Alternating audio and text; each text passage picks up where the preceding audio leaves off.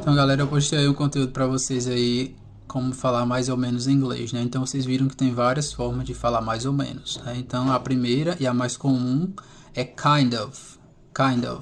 Depois nós temos kinda, que é uma abreviação, é uma informalidade da palavra kind of, certo? Depois nós temos a sort of. Também temos sorta, que também é para falar mais ou menos, certo? Continuando ainda nós temos o so, que tem aquela ideia de meio, né? Meio cansado, meio alguma coisa, certo? So, e nós temos o more or less também, que é aquela ideia de mais ou menos alguma coisa, quando a gente vai falar meio que alguma coisa tá, certo? Nós temos ainda o somewhat, que também é mais ou menos, de certa forma. Nós temos o ish.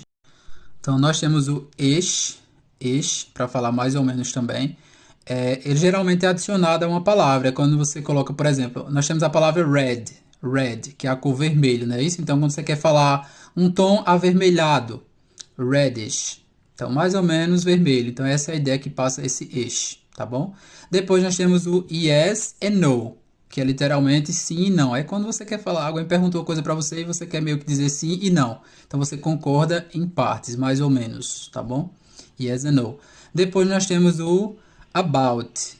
O about, para utilizar como sentido de mais ou menos, é só com valores, com números. Então, como eu coloquei no exemplo aí do celular, né, que eu coloquei para vocês, né, quando você pergunta quanto foi seu celular, quanto foi tal coisa que você comprou, e você quer falar foi mais ou menos tal valor, então você vai utilizar o about, certo? Só nesse contexto que ele significa mais ou menos, né?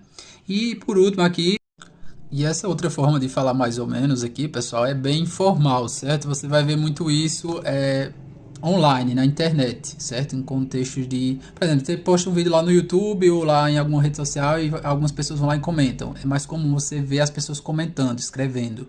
Mas acredito que também é comum você encontrar as pessoas falando essa forma de dizer mais ou menos em inglês, que é informal, certo? É uma gíria. Então você vai utilizar com pessoas que você já conhece ou na internet, que é um contexto mais informal, que é quando você quer falar que algo foi mais ou menos. Então vamos, por exemplo, pensar numa festa.